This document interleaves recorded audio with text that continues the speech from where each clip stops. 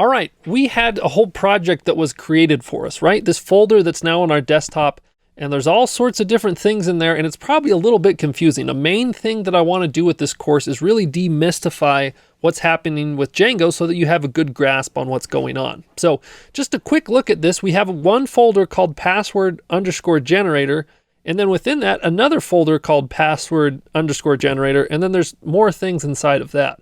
So the first thing that I always like to do is take that top level folder, make sure it's the very top one that has the same folder and same named folder inside of it. And let's rename this top level folder to be password generator-project. For me, this always just conceptually helps to know which folder I'm in. If I see -project, I know I'm at the very top level. If I see password generator, well, I know that that's the one that's inside of my project. It just kind of helps to provide some clarity. So now that we have that, let's go ahead and open up this project inside of a code editor. Again, I'm going to use Atom, but feel free to use whatever you'd like.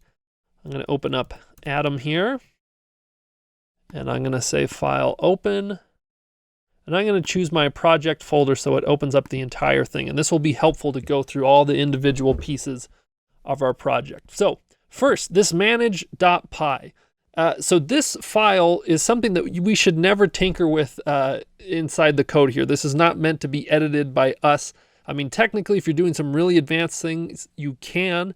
But really, this just helps us to do some common things. So like you just saw, we can use the manage.py to run our server, right? If we go back to our terminal, hit the Control-C, right? We did Python 3 manage.py to run the server. If you do Python 3 manage.py in help, you can see all the different things that this manage.py file can do for you. We're not going to be using all of these, but things like the create super user, we're gonna do that. We're gonna collect static. We're gonna be starting an app here in the next lecture. There's all sorts of just little helpful things that this file can do for us. But again, not meant to be edited by us. There's this db.sqlite3. DB stands for database, and we're not going to be touching that in this website, but it's going to be the real focus of the next website, so stay tuned for that. Inside of our password generator folder, remember this is the one that's inside of the top level one. First, there's this folder called PyCache, and this is just cached code for when we run our project, and this is something that's generated by Python. If we delete this and run the project again, this is going to reappear, so don't worry about this code at all. It's not meant to be read by us. This init, this is a really advanced feature about you can add in some special things when Django launches for the very first time. We don't need to worry about that. Both this ASCII and WSGI files here, these are used when you're deploying a project, or basically when you're making your website live on the internet. So we're not going to be touching with these, but after we build our second website and then deploy it, these are going to come into play there. So next is the settings.py, and this one is really important, and so that you can really see a lot here, I'm going to take down the size of my font here. I'm probably having a hard time seeing all the different stuff that I'm typing here. So let's go ahead and shrink this down a bit. Okay. Now we'll get back to our settings here. So, and the main focus here is I don't want you to be afraid of the settings file because it's really powerful, and I want you to realize that you can kind of tweak with this and see what happens. So first, base directory. This is just saying where on your computer your project's living. Right now, it's all sort of relative to where the project is launched, but you could change this to a hard, place in your computer, but I wouldn't mess with this. This secret key, this is used whenever you have some sort of data flowing in and out of your website. So you'll see here as we create the password generator, if we're going to be moving things, this can become helpful there. This is not a thing you want to share with others or let them know. Because if they have this, they can do some serious manipulating of your data. But this really only applies once you launch your project live on the internet. And if someone were ever to find this out, you could always just quickly change it to be something else. And it's not going to affect really much there. So don't worry too much about that secret key. Debug. So our website can either be in debug mode or not. And in debug mode, basically anytime there's a problem, we get really detailed information about what happened that helps us to fix the problem. When it's not debug mode, we get none of that. So a great example of this is, let's go ahead and run our server. Okay, and I'm going to go to, localhost :8000/ and I'm just going to type in some gibberish. And I'm going to get this page that says, hey, we can't find this particular website. We tried looking for it. It didn't work. And there's like a couple of different pieces that's trying to help us find the solution here. But this page only shows up if we are in debug mode. If we go back to our settings and we change this to capital false, save this, and then reload this page, you see we just get nothing. It shows nothing here. And so, well, okay, we've got to go run the server. Well, this gets us to another point. Technically, in order to do this, don't worry about this. We have to provide localhost here in our allowed hosts. And then we can try running this again and reload.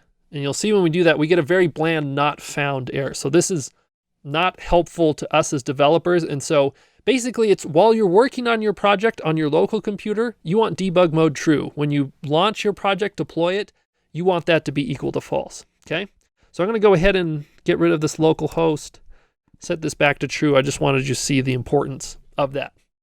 This installed apps, this is a way to bring in different pieces of code into your project. We're going to be touching on this in the next lecture. Middleware, again, this is some kind of built-in Django things that can help out your project. You really don't have to worry about these most of the time. Root URL comp, this is just asking where your URLs file is, and we're going to talk about that in a second. Templates, this helps us to return back particular types of HTML code. So really any web server out there, its whole purpose is to spit back HTML code for a given web page. So for example, even just the Django standard page here, this one, if we go ahead and right click and do view page source, this is really what our web server is giving back to the browser, is all this HTML code, although it's the browser's job to take this massive thing of text and make it look like this beautiful thing. And so anyways, these templates are going to be helpful eventually to produce our own things rather than just that default page there. WSGI application, again, this is whenever you deploy your project, this is dealing with that. Databases, we're not going to use this till website 2, but I want to show you kind of a fun thing that whatever you name here, it's going to save into your project. So right now you see there's that db.sqlite3. If we change this to, for example, eggs.sqlite3, and we like close our server and then restart, there's now an eggs.sqlite3. So that's what this is all about. Eggs isn't really a great name for a database, but so I'll go ahead and put that back. But just wanted to show you that you can edit that if you'd like. These password validators in our third website, when we have a whole login system, these are crucial to say, I want to have a minimum length for the passwords and, look out for common things, stuff like that. Kind of funny that we're building a password generator now that could help with these situations. And then finally down here at the bottom, here's some stuff to customize your website. So for example, this is saying this is an English US website. You could change this to different countries and localities, time zone, different things like that. The static URL, we're not going to touch that till the second website. So maybe I went into too much detail with the settings.py, but I just don't want you to be afraid of this file because it's going to be really powerful and help us to make some sweet websites.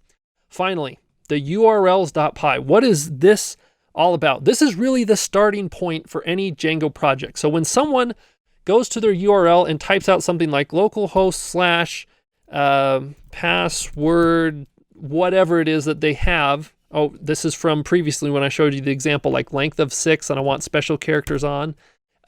This little string right here that someone entered into the browser bar, this comes to this urls.py file, and it says, what should I do with this? Where should I send the user to? What kind of information am I giving back? So you'll see as we go forward that this really is the starting point for our Django project.